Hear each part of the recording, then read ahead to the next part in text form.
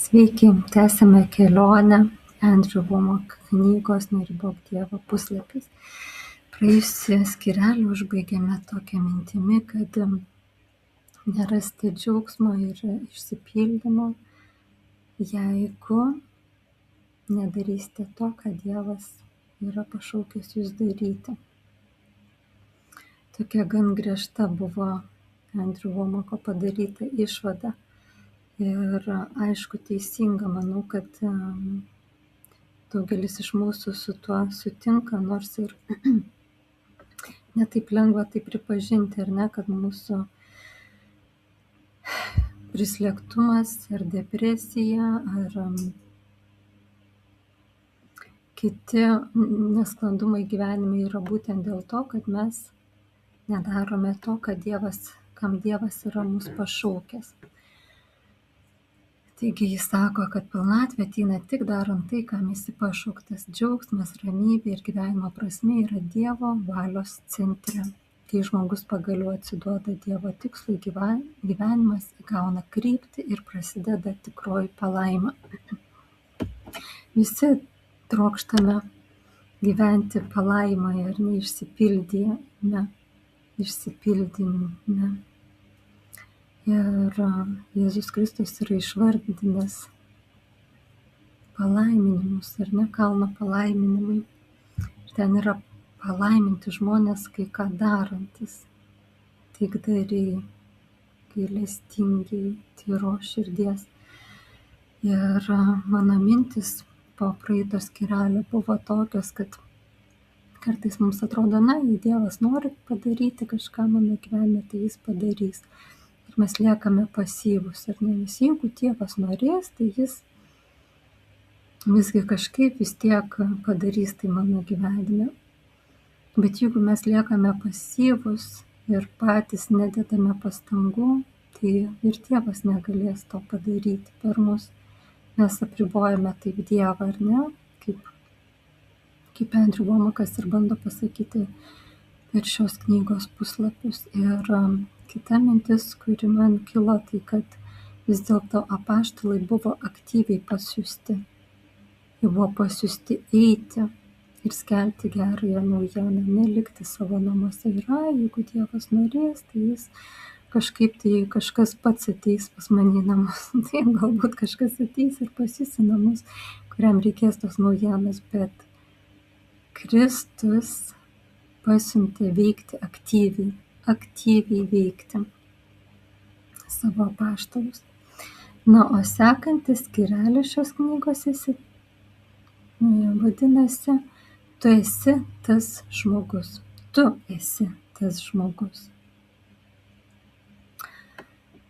Ir autorius sako, kad per pastarosius metus tarnavau vienai įmonei Šarlotėje, Šiaurės Karolinoje, kurioje dirba apie 30 darbuotojų. Savininkas surenka savo komandą ir jiems sako, laikas eina, aš jums moku atlyginimą už tai, kad klausytumėtės šio žmogaus tiek, kiek jis norės kalbėti.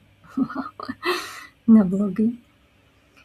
Aš jums kalbiu Dievo žodį. Taigi įmonės savininkas pasamdė Andrew Wommacką, kad jisai skelbtų Dievo žodį jo darbuotojams. Vau, koksai nuostabus Dievo plano vykdymas. Aktyvus, ar ne? Įmonės savininkas leidžia savo įmonės pinigus, kad pasamdyti Andrew Wommacką, kad jis atvažiuotų į jų įmonę. Ne bet kam, ne darbo mokymams, bet skelbti Dievo žodį. Vau, nuostabu. Ir dar savo darbuotojams sako, aš jums moku atlyginimą už tai, kad klausytumėtės šio žmogaus tiek, kiek jis norės kalbėti. Vau. Oi, kaip jaudina mano širdį šitas liudijimas, Viešpatie, kokių yra nuostabių žmonių šiam pasaulyje, tau tarnaujančių, nuostabiai tarnaujančių, naudojančių savo verslo pinigus tam, kad jo įmonėje, jo žmonėm būtų paskelbtas tavo žodis ir moka žmonėm už tai, kad jie jo klausytųsi. Wow. Taigi, aš jiems skelbiu Dievo žodį, sako Andrew Womakas, toj įmonėj. Ir vieną kartą, kai atvykau tarnauti, šios įmonės darbuotojams pastebėjau, kad registratūroje sėdi nauja mergina, jauna azijietė. Paklausiau jos, kodėl ji nėra kartu su kitais darbuotojais susirinkime. Ji atsakė, kad būdama naujokė turi likti ir atsiliepti į skambučius. Tada ji paklausė, ar aš tas žmogus, kuris kalbės, ir aš atsakiau, taip. Ji paklausė, ką aš darau, ir aš pasakiau, kad esu tarnas. Ji paklausė, kam tu tarnauji? Jis atsakė, Andrew atsakė, viešpačiui Jėzui Kristui. Tada jis sušuko, tu esi tas. Aš paklausiau, kas tas? Ji pradėjo pasakoti, kad praėjusią naktį atlikdama savo ritualus, ji buvo arba hinduistė, arba budistė, pradėjo abejoti, ar jos dievas tikrai yra tikrasis dievas. Ji sustojo ritualo viduryje ir pasakė, Dieve, aš žinau, kad tu esi, bet turi būti daugiau nei tai. Yra kažkas daugiau negu tai, ką aš dabar darau. Prašau, apsireikšk man ir parodyk, kas yra tikrasis dievas. Vos tik ji taip pasimeldė, prieš ją pasirodė šviesos rutulys ir ji išgirdo balsą sakantį, aš atsiųsiu tau rytoj žmogų, kuris tau pasakys, kas aš esu. Tada ji pažvelgė į mane ir pasakė, tu esi tas. Aš atsakiau, aš esu tas. Amen. Toliau Andrew sako, turėjau galimybę ją atvesti pas viešpatį ir ji buvo pakrikštyta šventąja dvasia bei prabilo kitomis kalbomis. Kai grįžau į automobilį, mane užliejo tokia ramybė ir džiaugsmas, žinant, kad buvau tinkamoje vietoje tinkamu metu. Buvo toks pasitenkinimas suvokiant, kad esu tiksliai ten, kur turėjau būti. Taip, štai ta palaima, štai tas palaiminimas. Štai tie palaiminimai, kurie tampa aktyvūs mūsų gyvenimuose, kai darome tai, kam Dievas yra mus pašaukęs. Ir toliau autorius sako taip, kai kurie iš jūsų niekada to nepatyrėte, nes nesate ten, kur turėtumėte būti. Jūs renkatės saugų kelią, jūs šaudote į nieką ir visada pataikote. Jums buvo įdiegta, kad turite būti logiški ir daryti taip, kaip darė visi jūsų šeimos nariai kartomis. Bet jūs ribojate Dievą. Šitaip jūs ribojate Dievą. Ne, vėl jisai mums priekaištauja to pačiu priekaištu, kad jeigu mes negyvename tikrai antgamtiško gyvenimo, vadinasi, mes ribojame Dievą ir save, ir savo gyvenimo galimybės. Taigi, knygos autorius vis mums priekaištauja, ar ne, ir vis tai baksnoja tą pačią vietą, kad galbūt mes negyvename visų potencialų arba apskritai negyvename gyvenimo, kurį Dievas yra mums numatęs.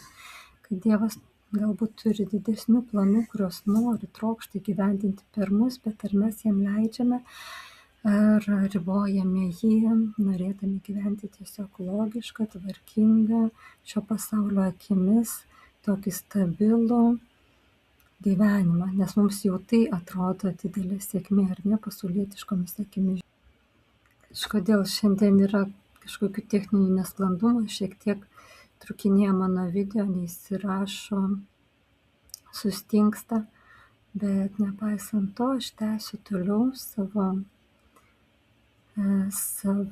šitą apžiūrą šios skyrelio ir kažkaip šiuo momentu taip mintise noriu pergalvoju ir su jumis noriu pasidalinti, kad kartais mes Dievą matome tik tai kaip mūsų asmeninio gyvenimo kažkokių troškimų šaltinį išsipildymo. Na, ta prasme, geros santuokos, gerų namų, sveikatos, vaikų, aprūpinimo. Ir jis turbūt ir yra, jis yra vienintelis šaltinis, ar ne, visos kūrybos viešpats, nėra niekur iš kitur, kur galėtų ateiti kažkokie geri dalykai. Tačiau, kažin ar viešpats taip pat mato mūsų gyvenimą. Gal jis mūsų kūrė su tikslu ir misija, ar ne, šiame pasaulyje, bet mes čia atėję prisitaikom prie šio pasaulio logikos ir tvarkos, kaip iki šiol matėme, kaip mūsų tėvai darė kartomis, ir tiesiog užstringame tame ir nebematome tų didesnių dalykų, kuriuos viešpats yra numatęs mums. Ir jeigu negauname kažko, ko mes savo logiką esame sumastę, kad mes būtinai to norime, ar ne,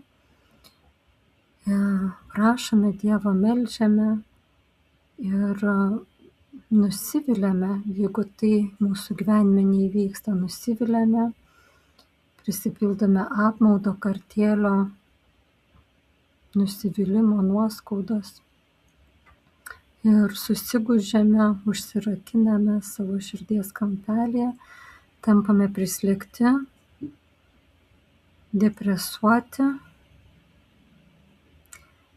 ir nebepajėgiame pakelti akių viešpatį ir jo paklausti: viešpatie, bet ką tu esi numatęs mano gyvenimui? Mūsų širdis sukietėja ir tampa uždara išgirsti šį atsakymą į šį klausimą, ar bijo išgirsti atsakymą į šį klausimą, nes galbūt jisai visai nesutaps su mūsų įsivaizduojamais norais ir troškimais, ką mes norime, kaip mes norime matyti savo gyvenimą. Ir čia tokia yra dilema, aš galvoju, krikščioniškam pasaulyje ir kiekvieno krikščionio gyvenime. Kas visgi teisesnis? Nes aš manau, kad viešpats yra teisesnis, ar ne, bet kartais mes įeiname į tokį konfliktą tarp savo troškimų, žemiškų, žmogiškų troškimų ir troškimų, kuriuos galbūt viešpats turi mūsų gyvenimui. Ir manau, kad Andrew Womakas nori mums pasakyti, kad troškimai, kuriuos viešpats yra numatęs mūsų gyvenimui, yra geresni, arba yra didesni, arba yra daugiau ir gali mus įvesti į didesnį išsipildymą, į didesnę palaimą, kurios mes patys net nesuvokiam ir nežinom, kad tokia galėtų būti, apsiribodami savo asmeniniais norais mūsų gyvenimui. Pasidalinkite, ką jūs apie tai manote, ar jums kyla tokios pačios mintis, kaip man, keliaujant per šią knygą. Toliau autorius šios knygos pradeda kitą tokį poskirsnį, kurį yra pavadinęs lygindami save tarpusavyje. Ir čia remiasi Švento rašto eilute, kuri kalba taip: mes nedrįstame priskirti savęs tiems, kurie patys save giria, ir nesilyginame su tais, kurie save patys matuoja ir vertina. Jie, matuodami save savimi ir lygindami save tarpusavyje, yra neprotingi. Antro laiško Korintiečiams 10 skyrius 12 eilutė. Taigi Andrew Womakas sako, dauguma žmonių apriboja Dievą lygindami save su kitais. Nors šventajame rašte aiškiai pasakyta, kad neturime matuoti savęs pagal kitus žmones. Vietoj to, kad Dievo žodis valdytų ir formuotų mūsų mintis, mes žiūrime į savo tėvus, senelius, televiziją, dabar internetą, socialinės medijas, ar ne? Klausėmės žmonių istorijų apie visus blogus dalykus, kurie jiems nutiko, ir tada pradedame tikėtis, kad tai nutiks ir mums. Ir apribojame Dievą lygindami save tarpusavyje. Arba žiūrime į tos, kuriems labai gerai pasisekė gyvenime ir taip pat pagal pasaulietiškus standartus imame lygiuotis į juos ir siekti tokių pačių rezultatų tokiais pačiais būdais. Bet tai nebūtinai yra dieviški būdai. Viena sričių, kur tai ypač ryšku, yra finansai. Mes žiūrime aplinkui ir matome, kad vyksta, tarkim, recesija. Šiuo momentu taip pat ar ne, išgyvename kuro krizę dėl vykstančių įvykių pasaulyje. Ir žiūrėdami žinias, sekdami tos įvykius, mes jau taip automatiškai nusiteikiame, kad tai palies ir mus. Ir čia Andrew Womakas tokį pateikė pavyzdį, kad 2008 metais Colorado Springse prasidėjo recesija. Ir šimtai krikščioniškų tarnysčių sumažino savo biudžeto prognozes 15–25%, dar prieš tai, kai pajamos iš tikrųjų sumažėjo. Jie to tikėjosi, jie tai numatė, jie tai prognozavo, jie tai suplanavo. Nes pasaulis turėjo problemą ir pradėjo planuoti bei ruoštis tam, kad tai ištiks ir juos. Ir aš, kur dirbu, taip pat versle, taip pat yra vykdomi verslo planai, ar ne, kuriami verslo planai ir finansinės prognozės. Ir taip, viskas yra remiamasi tam tikrais pasaulio įvykiais, taip pat yra daroma ir pasaulio akcijų biržose, ar ne? Šitie visi pasauliniai įvykiai formuoja nuomonės ir tos nuomonės paskui formuoja tam tikrą žmonių elgesį. Taigi, taip elgėsi ir krikščioniškos tarnystės, sako Andrew Womakas. Ir jis klausė, ir atspėkite, ar tai nutiko jiems ar ne. Jeigu jie prognozavo, jeigu jie jau tai suplanavo, taip ir nutiko. Tuo pačiu metu, sako jisai, mūsų finansai klestėjo. 2009 m. rudenį pradėjome $60 milijonų statybų projektą, kurį ketiname užbaigti be skolų, ir mūsų tarnystės finansai recesijos metu kilo kaip raketa. Įsivaizduojat? Mes tiesiog nusprendėme dalyvauti recesijoje, todėl jos neplanavome ir nesitikėjome. Dėl to jos ir nepatyrėme. Vau, kaip stipru, ar ne? Ar mes turime tokį tikėjimą? Ar mes turime tokį užtikrintumą? Ir ar turime tiek drąsos nepasiduoti, atsispirti ir pasipriešinti pasaulio tendencijoms, pasaulio srovėms ir pasitikėti tvirtai, pasitikėti viešpačiu, nepaisant to, kas vyksta pasaulyje. Tai toksai pasitikrinimo klausimas kiekvienam iš mūsų, ar ne? Ir čia autorius kviečia pasižiūrėti į Filipiečiams laiško 4 skyriaus 19 eilutę, kuri yra labai graži. Taip norisi ją kaip saldainį visada turėti savo mintyse, savo sieloje. Nes ji tikrai labai saldi. O mano Dievas patenkins visus jūsų poreikius pagal savo turtus šlovėje Kristuje Jėzuje.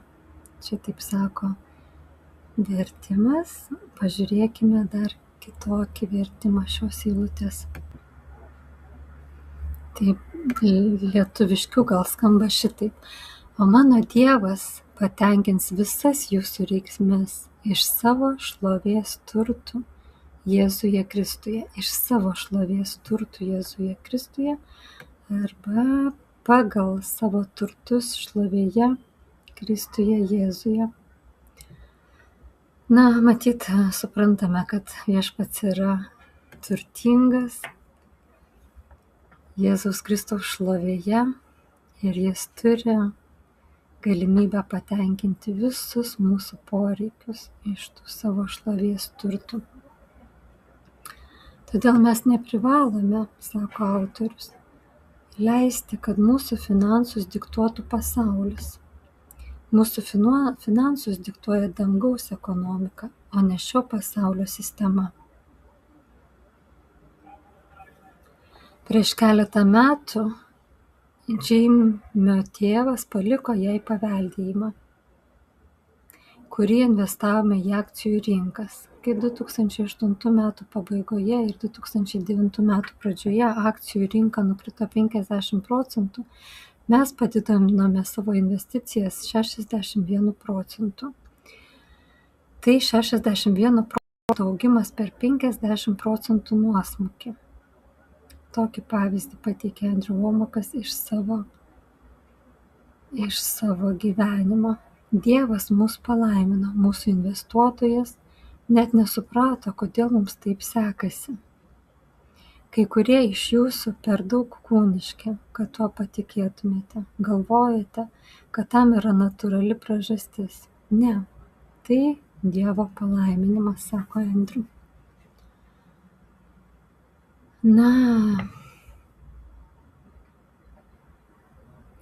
Manau, kad Dievas turi tikrai būdų palaiminti savo žmones antgamtiškai, tokiais būdais, kurie prieštarauja visiems natūraliems šio pasaulio principams, taisyklėms ir dėsniams. Tikėkime tuo, tebūnie tai tiesa ir realybė mūsų gyvenimuose.